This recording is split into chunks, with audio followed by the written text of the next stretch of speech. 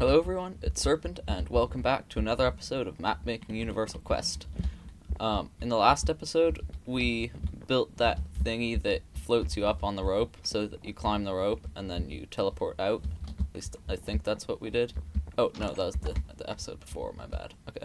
In the last episode, we built this lovely path all the way up to that mountain over there, where the main base of the Bone Rattlers will be. So, now what we need to do is hook up the quests for that and make the trail a tad more interesting. Anyway, so that means we need to go over to the command block that teleports you away whenever you get close, and add an addendum to that, where that will summon Gary Gibberdog right here in front of the door where you teleport.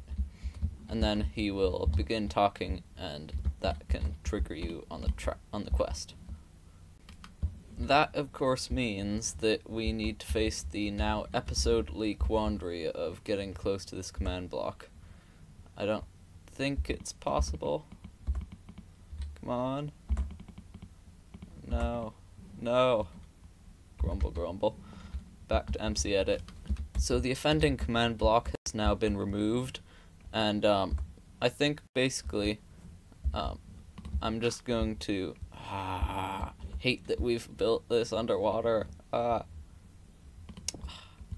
Anyway, I think I'm going to, okay, moving on from that, I think I'm going to be adding a little command block here that will set a redstone block in the command block room, because that's a very needed thing on this chain. So now we need to go back to the redstone room, 130, 45, 210, and we need to grab a coordinate for this. So where do we want it? That's the important thing here for the moment. Let's say we'll have the trigger mechanism sitting right there. So we want to have command B set block there, redstone block, and then we can just copy that. Now if we go back, I have my never mind. I was going to say something about how clever I was, but then I forgot. Okay, moving on. Over here, now we put into this command block, conditional, always active is good, chain is good.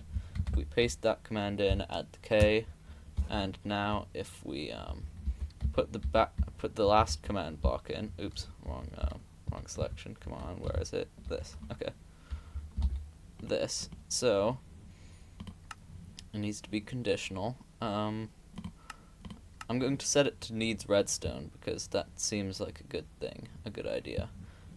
Repeat, good, conditional, good. Oh, yeah, no, unconditional. Okay, so now we need to do test for. This is the command I've done about 4 times, but can never remember. Yeah, closest player. Test for if it's okay, x equals okay, r equals 8. Is that all I need to do? Now if I give it a redstone signal, good. Okay, pant that I can never remember that one. Okay, so now we go back here. There should be a redstone block. Indeed there is. And we can give it that we can take that output and put it into a command block, which will summon the Gary Gibberdog onto the scene. Now, for this next part, the Gary Gibberdog summoning, some people might be clever. They might set up a command that would summon Gary with all of his stuff, not I. I am going to summon a villager that is invulnerable and then name him. So, summon that villager. Hold on. Invulnerable 1. Villager is not a valid number. Okay. How about if I do that? What's wrong with this? I always seem to get this, and yet I don't know why. Hold on, let me try and figure this out. Okay, figured it out. That took all of 2 seconds. Instead of doing /summon coordinates villager, I do /summon villager coordinates. Okay. Unbalanced brackets. Oh, well, okay. That would also be a problem. Now, if we, he doesn't seem so invulnerable to me. Let's give him a real test. No, doesn't seem so invulnerable to me. Okay, so apparently this isn't the way you do it anymore. As you can see, I have this this lovely command that I got from a command generator just to make sure. That doesn't seem very invulnerable. Oh. Okay, just a second.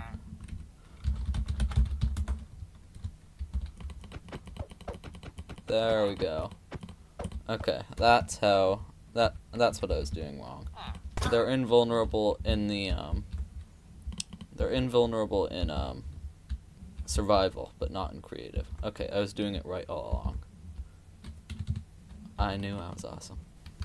Oh yeah, first try. Look, I set no AI to 1B. I didn't look that up or anything, and first try it works. Okay, that's pretty cool. So, next, we want to add to this command a pitch and a pitch and a rotation, so that he's not staring ahead of himself like a dead fish. So, let's see. Let's try 1 and 1. Okay, evidently that's not how it's done. Okay, I did have to look it up. It's you add the data tag, rotation, and then give it a value, so 1F, 1F, and then close the brackets, and get rid of the broken 1 that I added, like that, and you can see that he's not different at all. Okay, I was doing it right, it's just that I was using such small numbers that you couldn't really tell. See, there's 200, he's looking up, his head actually has gone around like that. That's how the numbers are measured. See, if we do 20, he looks down, and then 40, he looks downer, and then say 80, he looks even more down. 150, he looks even more down. That seems like it should have gone farther. Hold on. How about 180? Okay. Whatever. Anyway, that's how it's done. So, that's nice that we've figured that out. So, this is in degrees, I assume. So, let's set that to 1, and then, this is the rotation of his head, I think. So, if we set this to 100... Oh, it's the rotation of his whole self. Okay, that makes sense. So, we want him to stand here, and then look maybe, or, yeah, okay, stand here and look there, because that is the, that's where you appear. So, if we go to,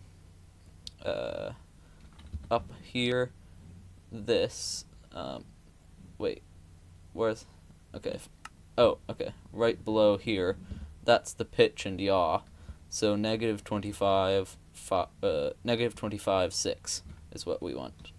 Let's try that. Okay, over here, negative 25 and 6. Yes, indeed. That looks good, although I think I don't want him to actually have any non-horizontal head position. So just like that. And then we name him Gary Gibberdog by grabbing this this nifty name tag here and doing that. And now he's Gary Gibberdog. All good, all good. So now we need to, oh wait, that's not how it's done. Okay. So we name him by going back to this, adding another NBT tag. Let's say custom name. That's how you do it, I think. Gary Gibberdog, just like that. And then hopefully that'll work. Yes, Gary Gibberdog, just like that. So now we give it a position. So we want him to stand there, say, or there. Yeah, that seems good. Okay. So now we say set block, just so I can use tab to get the coordinates. I don't have to write it out. Copy that, and then go back to this command and head on over to these squiggly lines and replace the squiggly lines with the numbers. And now he spawns exactly where we want it, and we can go over to here, copy that, and plop that in the command block over in the command block room. Hold on, where is it?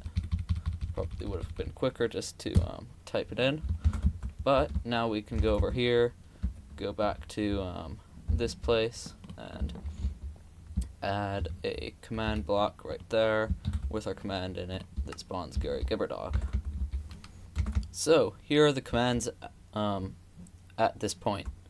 If we go up here, you're back. I began to wonder if... Okay, I'm not going to do that. You're back. I'd begun to wonder if you hadn't met your sticky end down there. But enough of that. We must move on. It's clear to me now that this whole operation is much larger than I anticipated. As usual, by we... Oh, there's a command block missing there. Okay, hold on a second. Okay, I don't really see why that shouldn't have worked, but I've reset it. Let's try again. Up here, and there will be 2 Gary Gibberdogs now. Okay. You're back. I had begun to wonder if you hadn't met your sticky end down there, but enough of that. We must move on. It's clear to me now that this whole operation is much larger than I had anticipated. Why is that not working? Yeah. Whoops. Randomly pressed the stop record button. But yeah, I do have an extra command block in there that should be powered. Let's just as proof. Over here, that's the summon. Hadn't wondered if you'd met your sticky end, but enough that. Much larger than we anticipated. And we must take the fight to the Bone Rattler's center of operations. That bit isn't showing up. Let's see. Unconditional needs redstone impulse. Oh. Apparently. Oh, okay. That makes sense. Alright, trying this one last time, and it will work. Up here. Okay. You're back. I'd begun to wonder if you hadn't met your sticky end down there, but enough of that. We must move on. It's clear to me now that this whole operation is much larger than I had anticipated, and we must take the fight to the Bone Rattler's center of operations. As usual, by we, I mean you. Follow that path over there, over the bridge, and up the mountain. That's where they must have come from. It's the most logical place to set up a demonic empire. Objective: find the Bone Rattler's HQ, and follow the path to the right. Right over here. So, that's all good. Now we can kill off these extra Gary Gibberdogs. It's as usual, it's normal. So, next thing we need to do is set up some more stuff along the path. Mainly, at least mainly what I had in mind, was an ambush on the bridge. That would be cool. So, what we need to do is set up a command block in the command block room to test for people walking by here, say. And then we'll summon skeletons or something to fall down from the sky like this, so it looks like they're jumping down from somewhere somehow. And then they will attack the players, and all will be fun and nifty. Before that, though, I want to add a little scout hole over here or something. It's called something. Okay, where there will be a skeleton that will shoot you and stuck in place. Although this is a really bad place to put a skeleton. So instead of something clever like that, like I was going to do, I'm going to put some spawners in, since that'll be probably better anyway. So /give mob spawner, right? That's what I wanted. Okay, over here, and then we need a skeleton egg, which I have in this. Oh, now I don't have the the mob spawner. Okay, like that, and then like that. Took me long enough, and just like that, and just like that, and I think that'll be good. So it's time to set up the nifty ambush. What we want to do now is grab the coordinates of this center piece of the bridge right here, set block, so once again, so I can just get the tab instead of writing in the numbers. And then we can copy that, get rid of that, and then go back to our center of operations. And over here, we want another repeating command block. Okay, grab that, and unconditional, always active, repeat, yeah, that's good. And then we'll test for all players at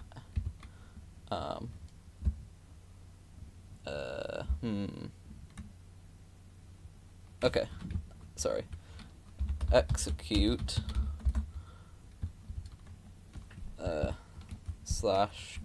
/test for, or okay, I'm not doing this very well. So execute at the coordinates test for all players radius 8. Let's see if that works. Okay, entity blank cannot be found. That's fine, that's fine. And then we'll never know though. So let's say let's go to here and say grab a chain command block, conditional, always active, chain, good. Say found ya. Good grammar. Okay, now we can go back there. I guess the only way is to /kill, and then go through this routine over here. While he's blabbing on, we can head on over to here, and if we approach the spot on the bridge, ideally we will be told found ya, which doesn't appear to be happening. Sigh. Okay, I think I have a /execute command block somewhere else in this world, so I'm going to take a quick peek at that. Oh right, apparently that was, the /execute was completely unnecessary.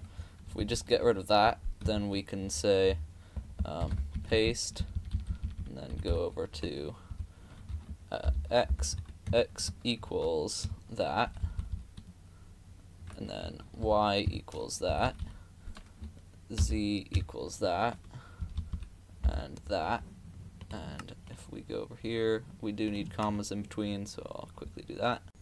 And now we should be told got ya when we approach that point. So if we head over here once again and fly along the bridge, as we walk along, come on, no. Okay, I'm pretty sure this will work. I've gotten rid of the spaces, and, well, now I've cancelled the edit, so the spaces are back. Okay, let's do that. And now, if we teleport back and wait for it to load so that we can fly over, we should ideally, once again, receive the message, "Got ya." Okay, let's see if that happens. Yeah, okay. That's excellent. So, now we hook that up to an ambush command block that will set up an ambush for us. And then that will be finished and we can move on to the upper part of the mountain.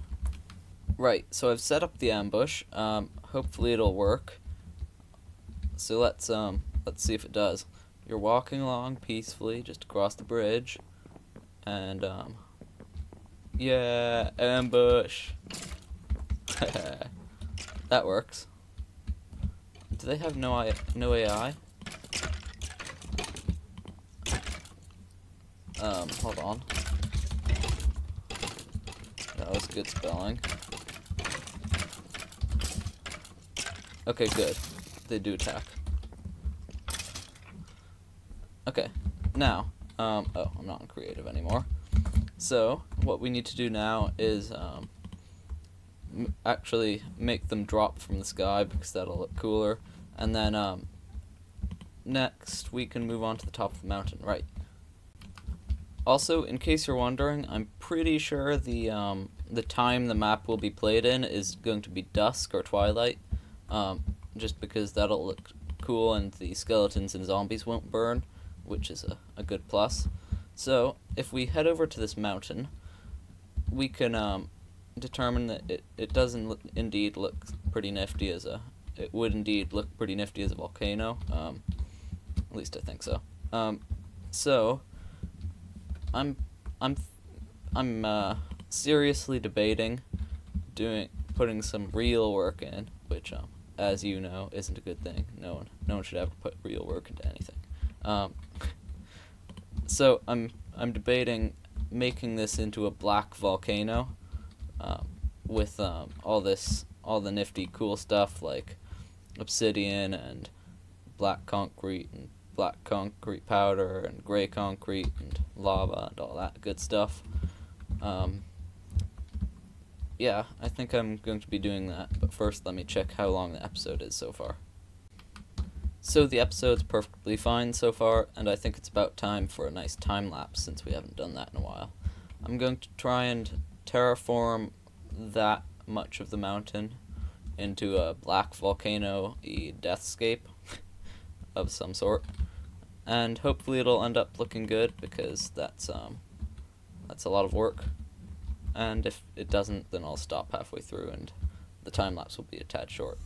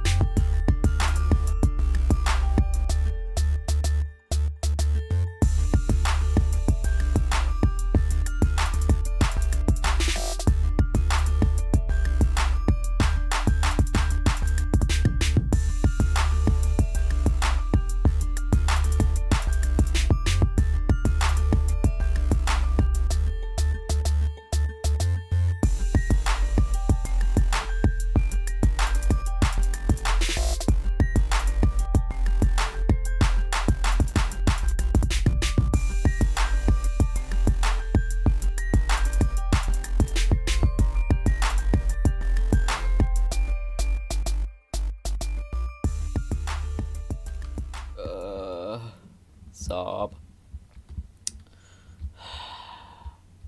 This is what happens when you don't press replace when you're using your fill command. That really bugs me. Okay.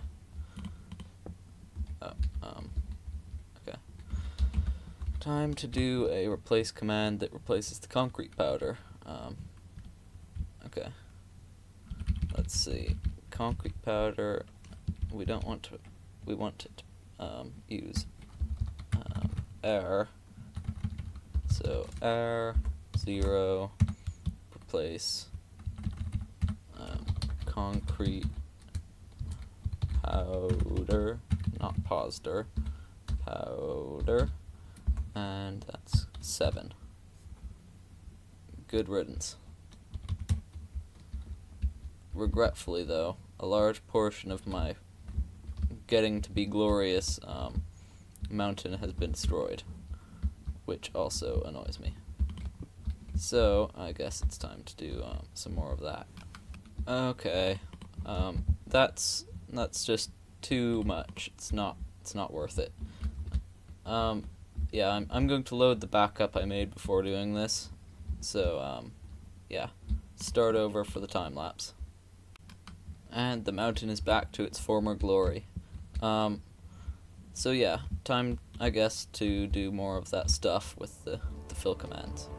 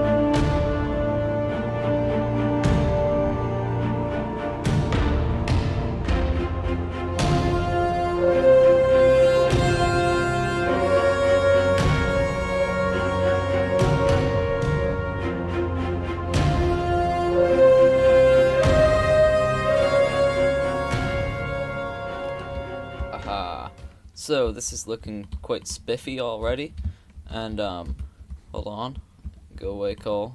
You're not wanted here. You're not welcome. Neither is the gravel.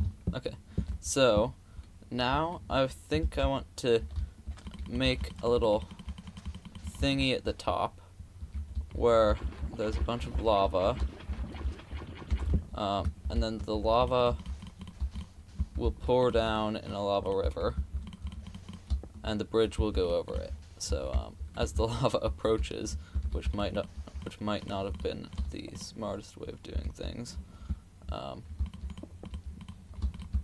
we will dig the trench. And there it is. It comes down from the top and all the way down into the into this pit of fiery lava and despair down at the bottom. I think that's pretty good. So what we want to do now right before we end the episode is turn all of these slabs from wooden slabs, because that doesn't really suit the area anymore, into nether brick slabs, or stone slabs meta value 6, as I like to call them, which I don't like to call them at all. Anyway, so let's try and do that, although the first bit I'm going to have to do with the just by hand, but the rest I can do by filling. How will I transition here? It seems like as good a way as any. Yeah, okay. Next we change all of the wood, all of this oak loggage, from log 0 to log 2 1. So that shouldn't be too difficult. All good, all good. And now we need to change the cobblestone supports that we have currently to, let's see, this is the tricky bit, I don't know. probably just the nether brick fences. Ooh, iron bars. Let's try that. And there you have it. There is nearly all of the mountain done, at least the front. And you're never going to see the back anyway, so forget about that. I added the oh, can't have that. I added this weird lava tree. I think it's pretty cool. And then there are also dead trees lying around, and I've fixed up the pathway so it fits in nicely, and of course the logs, the iron bars, and really it's just looking quite cool, quite awesome. I'm actually very, very pleased with this. I think it's great.